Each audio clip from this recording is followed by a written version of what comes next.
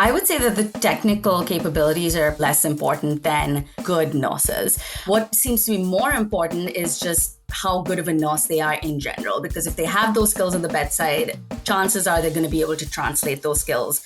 Welcome to Healthcare Strategies. I'm Jacqueline Lapointe, Executive Editor at Xtelligent, an Informa Tech target company. Virtual nursing is a growing trend. In light of recent data showing that nearly 3/4 of inpatient acute care leaders believe that virtual nursing will become critical to healthcare, I've asked my colleague Nuja Vedya, Senior Editor of Virtual Healthcare, to come on the podcast with me today to address this type of digital transformation across many major health hospital systems. We're going to explore the practical realities of implementing virtual nursing programs, from essential technical infrastructure and ROI measurement to team cohesion strategies. We'll offer timely insights for healthcare executives navigating this rapidly evolving landscape amid ongoing staffing challenges and regulatory changes. Anuja, thanks for joining me today. Of course, thanks for having me on. So I know you've been writing a lot about virtual nursing lately. It seems like programs are popping up everywhere.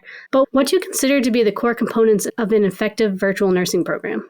That's a really interesting question because, like you said, these programs are popping up pretty quickly in these last few years. And not that like virtual nursing or the idea of telenursing is that new, like many other forms of telehealth or remote patient monitoring. It's been around for decades, but I think the way in which we think about it today has definitely changed, and the idea of having a cohesive virtual nursing program. So I do think health systems are still figuring out what those components are that, would be necessary for a virtual nursing program. From what I hear right now, it really seems to be a combination of telehealth tools and remote patient monitoring tools and having a command center maybe for nurses. Again, different hospitals are doing this differently, but that seems to be like the most common model that I'm seeing. So essentially having a team of dedicated virtual nurses. It could be a team as small as 2 nurses. It could be a team as big as 10 who essentially are using telehealth tools to like port into patient rooms, either via iPads or TVs that are set up in the rooms. Many sort of programs have technology where the nurse can virtually knock, so they're not just like popping up on a patient's screen when they're not ready, and then the patient has to verbally allow them into the room and then they appear on the screen. So they have these certain like privacy protections, but essentially the telehealth tools kind of look like that. iPads, any screens that are in the room are used for that telehealth purpose. And then some health systems are also incorporating remote patient monitoring tools, and virtual nurses kind of keep an eye on those vital signs, blood pressure, skin temperature, things like that. Things that they would have to maybe walk into the room and look at the device for. Now they're able to see that data trickle in via a remote device, and they can stay in one place and kind of manage all of these tasks. But I would say that those components are pretty much like a really good nursing team and telehealth plus remote patient monitoring technology. Yeah, the idea of a TV watching you gives me a little bit of 1984 vibes, but I like the idea of being able to virtually knock as well. Right, exactly. A little bit of privacy there. Yeah. We talked about this before too. I think this is a really interesting concept about specific technical and clinical skills that hospitals and health systems are tapping into for their virtual nursing programs. From my understanding, it's not just the technical capabilities that they're looking for with some of these nurses. Mm-hmm. I would say that the technical capabilities are, it sounds to me, less important than good nurses, because really, I think technology is already permeated to the extent that the idea of getting on a screen and talking to a patient is not that foreign as it once was. And just in our daily lives, we're all FaceTiming, we're doing this, so it's like, unless you're really using complicated technology, telehealth tools aren't really that complicated to begin with. It's not predictive analytics or something, AI really getting into kind of the nitty-gritty of patient care. It's really just connecting with the patient. And so I think obviously there's the general technical capabilities of just being able to use a computer or an iPad to connect virtually with a patient, or being able to look at the data coming in from remote patient monitoring technology. But this is data that nurses are trained to look at anyway. It's just instead of doing it at the bedside with a clipboard or, how they would normally do it, they're doing it in a room and it's just coming into them virtually. So I feel like from what I've heard, the technical aspect isn't that difficult. Maybe some nurses need a little bit more training than others, depending on their own sort of digital literacy skills. What seems to be more important is just how good of a nurse they are in general, because if they have those skills at the bedside, chances are they're going to be able to translate those skills to be able to do a lot of the tasks that they do, but just do it virtually. And so really what I found is that health systems are just looking for very skilled nurses. A couple of the health systems I've spoken to recently for different pieces even mentioned that we look for nurses with at least 5 years of experience. We don't even consider anybody below 5 years of experience. So it has to be someone who's like really done the bedside rigmarole and is very used to connecting with patients and looking at that, monitoring data and like taking a call and making decisions at the bedside. And then you're just giving them a chance to do all of that, but they don't have to go from room to room to do it. I imagine too, if you have really good bedside manner, it kind of distracts from the fact that you're talking to a tablet, Totally. a TV, or whatever device. Exactly. Yeah, so how do you see the role of virtual nursing evolving over, say, the next 5 to 10 years? So it's interesting. The biggest like use case I've seen for virtual nursing is with admissions and discharge. I think almost every health system I've spoken to about virtual nursing is using their virtual nursing program to do their admissions and discharge. And that really does seem to be a very low risk way to incorporate virtual nursing. It does take a lot of the burden off the bedside nurses because think about like discharge, you're almost done with this patient. You probably have other patients that, need you and that kind of need a higher level of care, but you also discharge is so important to like give those instructions, make sure the patient understands. So I feel like with overburdened nursing workforce with shortages, I feel like nurses, that's something that could easily fall in the cracks, right? Because the patient is better, they're going home, they're like almost out of your care. So I think to be able to have a virtual nurse that isn't thinking about the next bedside that they need to run to and is just focused on these things is a huge boon for both the workforce, but also the patient because they're getting a little bit more attention. They can have those questions answered. And so I really see that kind of being maybe something that will take off. I could really see a point at which maybe that will become more and more the standard of care where you don't necessarily meet with the nurse face to face before you leave the hospital, but you have that virtual interaction. And then certainly keeping an eye on vital signs and things like that. I know there's at least a couple of health systems that are using the virtual nurses as that first kind of line of defense, where if they see weird changes with a vital sign, they alert the on-site team. So I think just having that extra pair of eyes is probably something that is very appealing to both a nursing workforce that is being asked to do more with less, but also, again, it's an easy lift. It's a small addition. It doesn't really change workflows too intensely, but the benefits are really big. So I can see those areas kind of really, really picking up. Whether more will be added to it remains to be seen. But I feel like some of these like low risk, second pair of eyes, like anything that small risk, but like big reward is going to be where virtual nursing really kind of flourishes. Yeah, absolutely. As a patient who has been admitted to the hospital and you're waiting on that discharge and, your nurse is doing umpteen other rooms on the floor and you're just sitting there waiting. By the time they get to your room, you're like, I'm done. I'm not listening. I just want to get out of here. I packed my stuff. I'm ready.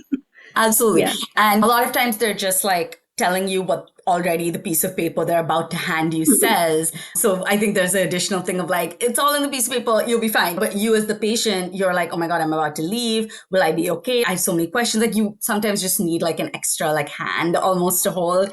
And virtual nurses, I think, would have more time to connect with patients in that way. So obviously in-person nurses aren't going away. So how do you sort of balance virtual nurses with your in-person nurses and make sure you have a cohesive team?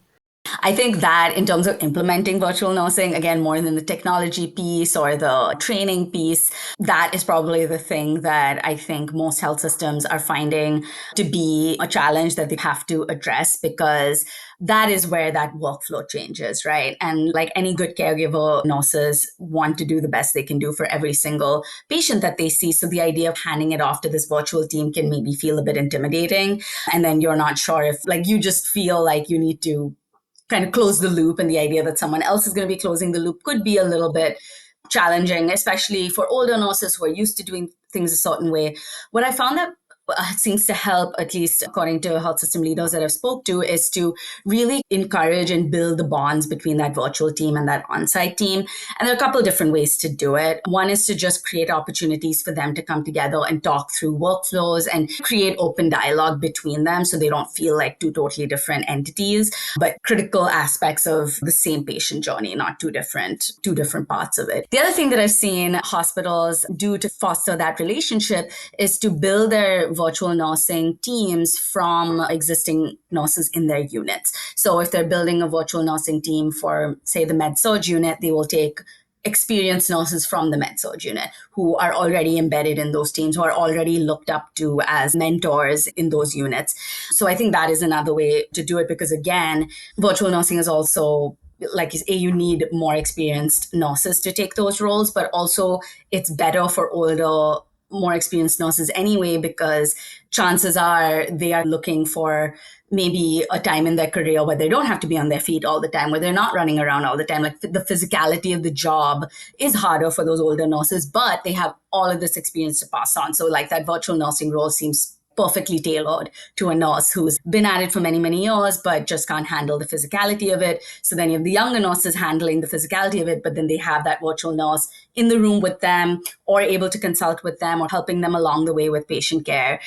So that relationship becomes really, really important. But I think it's kind of similar to building those bonds on how you do it on the floor. You just need to create spaces that allow those nurses to really begin to trust each other and encourage that unity between them.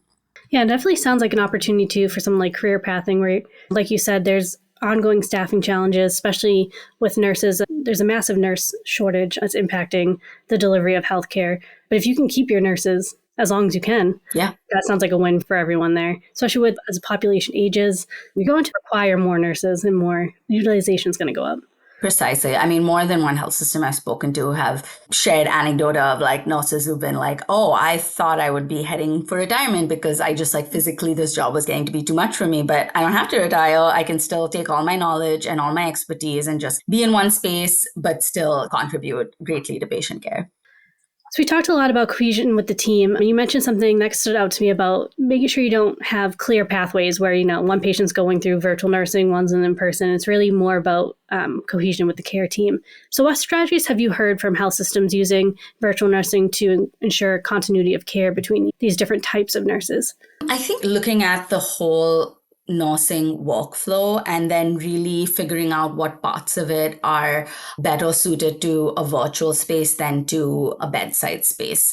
So from what I've heard from health system, it's really about figuring out what are all the tasks, and of these tasks, how much of it can be performed virtually. Like I mentioned with admissions and discharge, that I think has been that is very easily translated into that virtual space. So that's something that virtual nurses can take over immediately. I think some health systems are also experimenting with medication management and having virtual nurses ensure that patients are taking their medications, they're taking the right doses, doing all that, again, that a bedside nurse would have to come all the way to the patient room to do those tasks.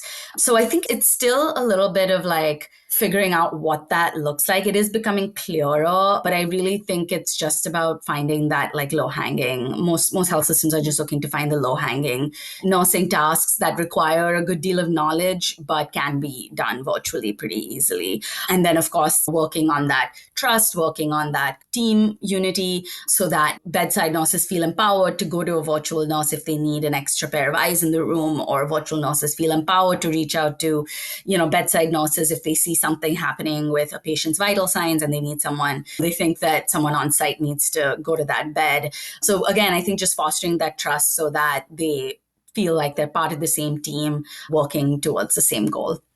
Yeah, absolutely. I mean, I love a nurse, but it sounds like having a couple nurses help you out would be even better in terms of clinical care, clinical outcomes.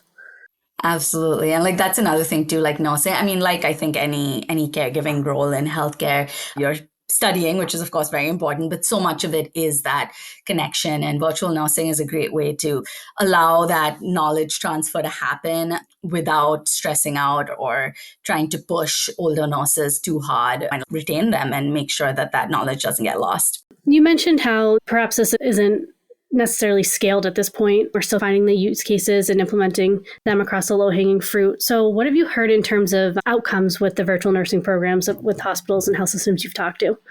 So I think right now, a lot of the outcomes, I'm sure hospital health systems are just always looking at outcomes in terms of, how they recovered from a particular procedure, how they're doing, are they ready to be discharged? But I think when it comes to virtual nursing in particular, it's more about the satisfaction, how patients feel, how nurses feel.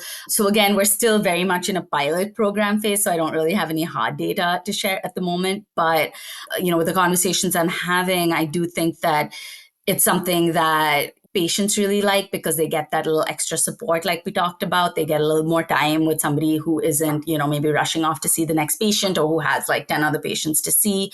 At the same time, you have the nurses who, like we said, can kind of stay in one place, still do their job without that demanding physicality.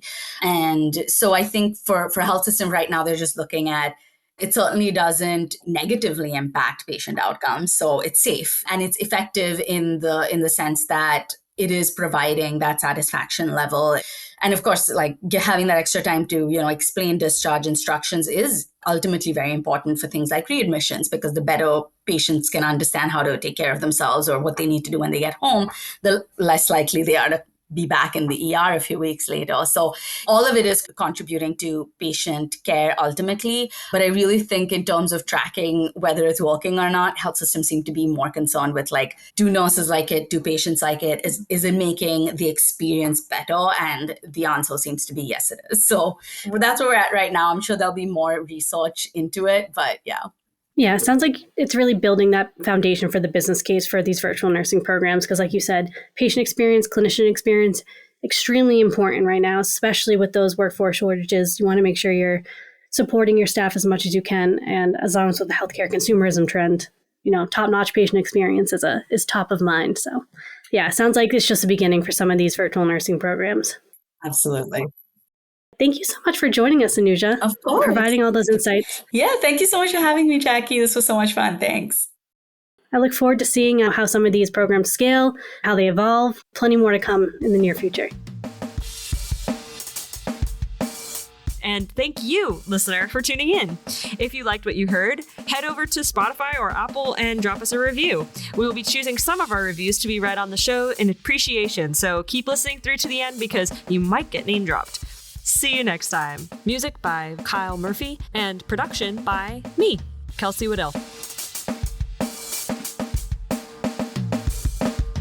This is an Informa Tech Target production.